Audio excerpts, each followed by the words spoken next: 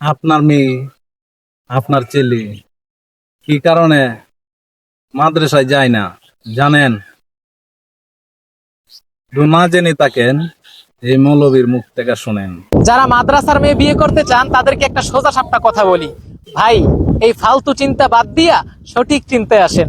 মাদ্রাসার মেয়ের চিন্তা বাদ দিয়া স্কুলের মেয়েকে বিয়ে করেন ভাই, যাতে কাজে লাগবে। ভাই আমি একটা সময় মাদ্রাসার মেয়েদের জন্য অনেক পাগল ছিলাম, কিন্তু এখন আইসা যেটা বুঝলাম যে মাদ্রাসার মেয়েরা তলে তলে টেম্পু চালাইয়া ওরা প্রচুর পরিমাণে খারাপ হয়ে যায়।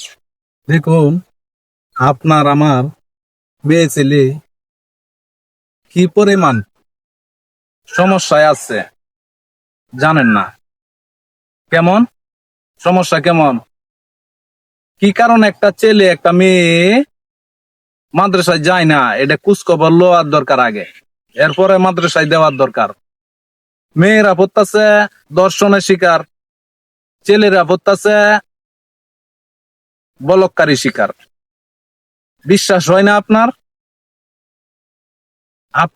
আপনি কি শুনছেন? আপনি তো শুনে থাকেন কোন স্কুলে কোনো একটা ছেলে কোনো একটা মেয়ে ধর্ষণে এবং বলৎকারী শিকার হয়েছে, কমেন্টে বলেন।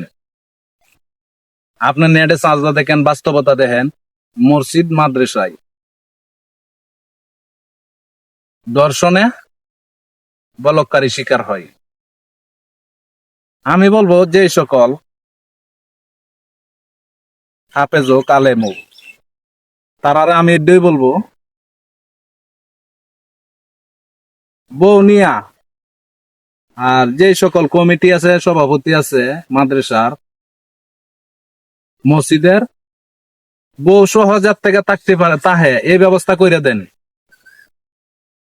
বউ সারা তাহে যে সেরা সেরি নাই সামনে ফাইলা যাইতে ধরে।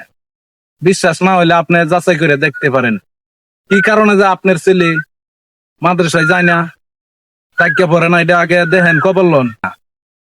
আপনার মেয়ে কি কারণে মাদ্রাসায় যায় না এই খবরটা আগে লন। একটা কথাই বলে, দেখেন আমি আল্লাহ রাসূলের ওয়ারিস, আমারে ভালোবাসা যে কথা, আল্লাহ রাসূলের ভালোবাসা এক কথা। আমারে ভালোবাসলে তুমি জান্নাতে যাইতে পারবা, এমন ধরনের কথা বলে মৌলবীরা কইয়া সেরারে সেরিরা আওতার ভিতরে কাবু করে, কইরা তারপরে দর্শন করে। বিশ্বাস না হইলে আপনি যাচাই করে দেখতে পারেন। ছেলেরা সহবাস করে কি কারণে করে? তারার বউ লইয়া তাহে না, তারা খুব ক্ষুধার্ত তাহে। প্রত্যেকটা মসজিদ মাদ্রাসার সভাপতি কমিটিকে আমি বলবো, আপনারা বউ ছাড়া কোন মৌলবীরে চাকরি দিবেন না। ধন্যবাদ, ভালো থাকবেন, আল্লাহ হাফেজ।